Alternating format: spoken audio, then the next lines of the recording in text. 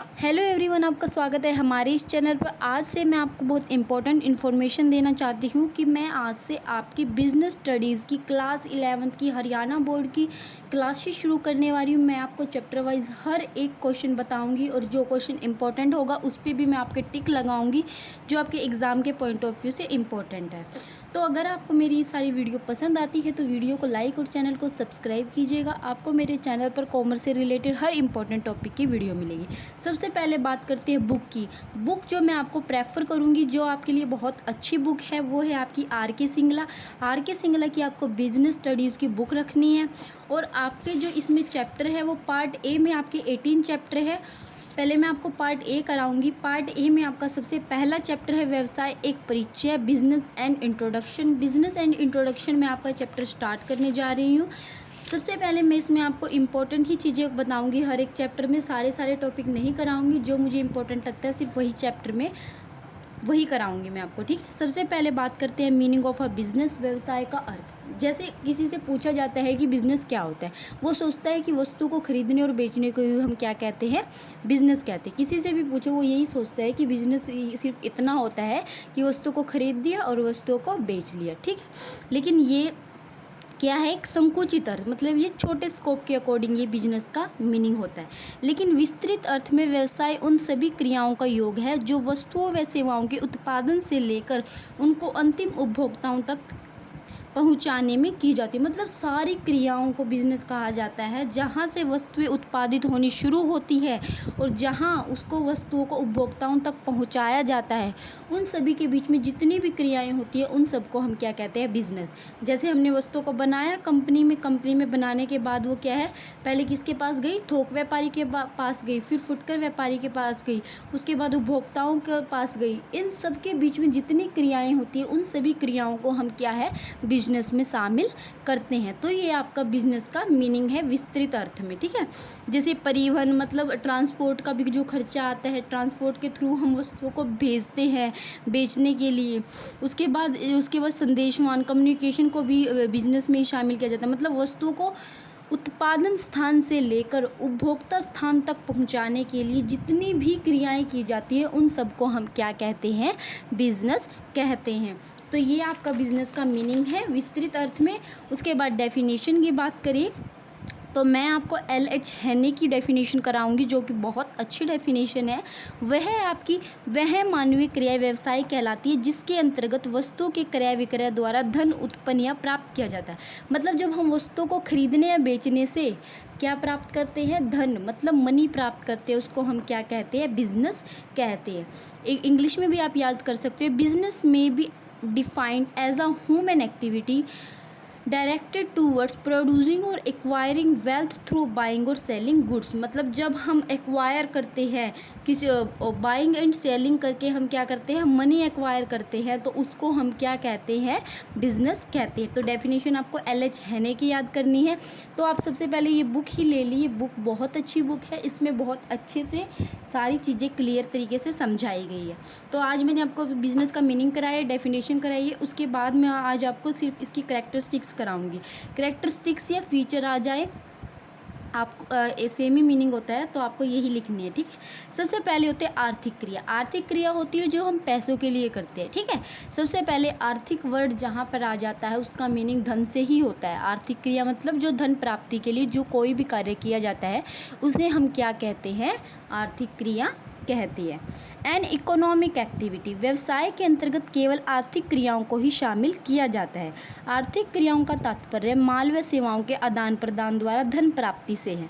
अतः किसी क्रियाओं को व्यवसाय मानने के लिए आवश्यक है कि वे किसी व्यक्ति द्वारा की गई आर्थिक क्रिया हो, जैसे एक दुकानदार द्वारा वस्तुओं का क्रय विक्रय। मतलब जब हमें किसी वस्तु को बेचने या खरीदने से क्या होता है, धन प्राप्त होता है, तो उसको ही हम क्या कहते हैं, बिजनेस कहते हैं। मतलब ये एक तरह की आर्थिक क्रिया है जिसमें वस्तु को बेचा जाता है, खरीदा जाता है और उससे हमें धन प्राप्त होता है, उसको हम आर्थिक क्रिया कहते हैं, ठीक है। और आर्थिक क्रिया मतलब बिजनेस एक आर्थिक क्रिया है, क्योंकि आर्थिक क्रिया से ही हमें पैसे प्राप्त होते हैं, ठीक है। समझ गए होंगे ना। तो जो क्रिया से हमें पैसे प्राप्त होते हैं उसको आर्थिक क्रिया कहते हैं। और बिजनेस भी आर्थिक क्रिया है, क्योंकि बिजनेस करने से भी हमें पैसे ही प्राप्त होते हैं।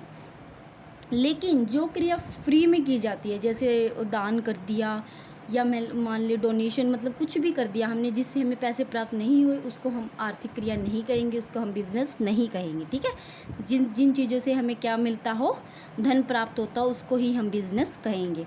सेकंड पॉइंट है वस्तु एवं सेवाओं का हस्तांतरण, exchange of goods and services.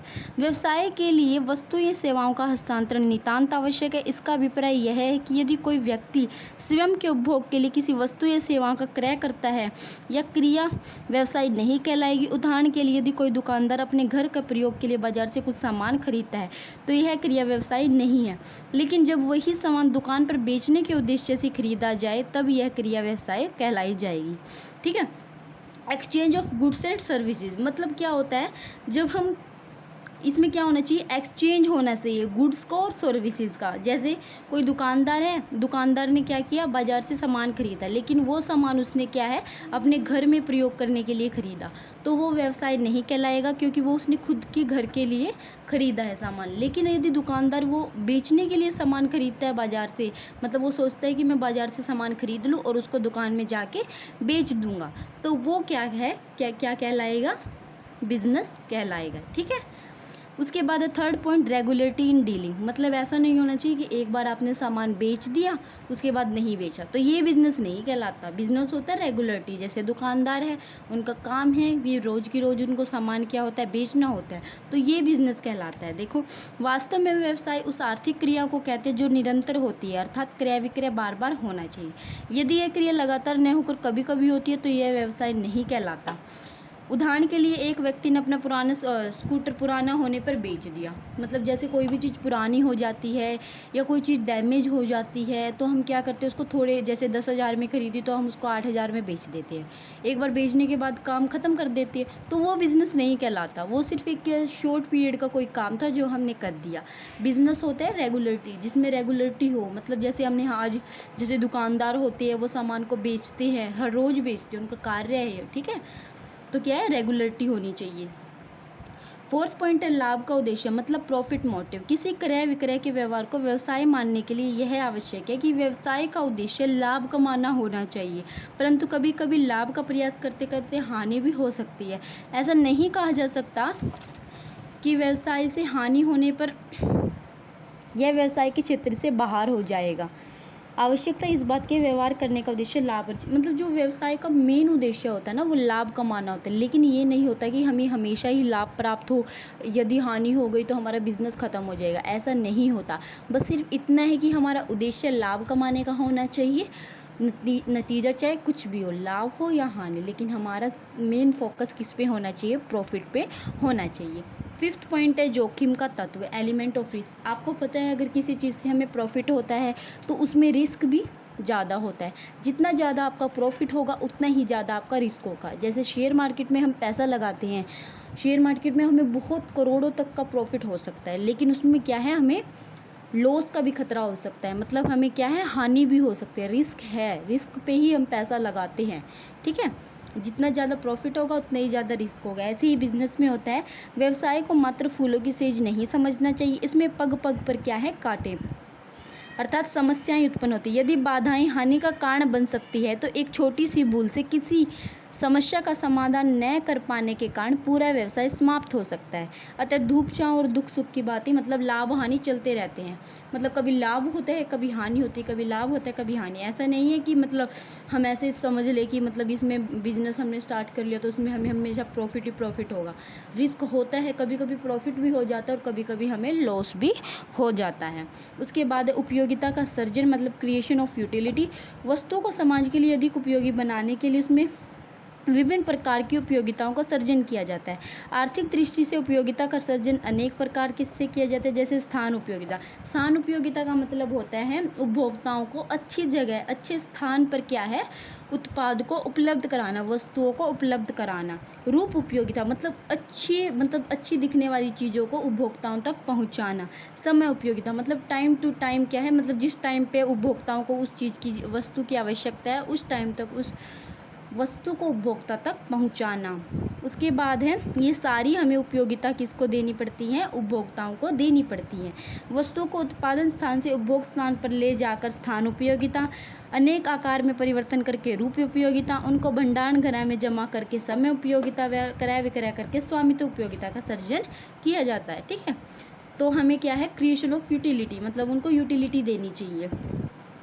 उसके बाद है उपभोक्ता संतुष्टि। जहाँ एक और व्यवसाय का उद्देश्य लाभ कमाना होना चाहिए, वहीं दूसरी ओर उपभोक्ता संतुष्टि भी उतनी ही आवश्यक है।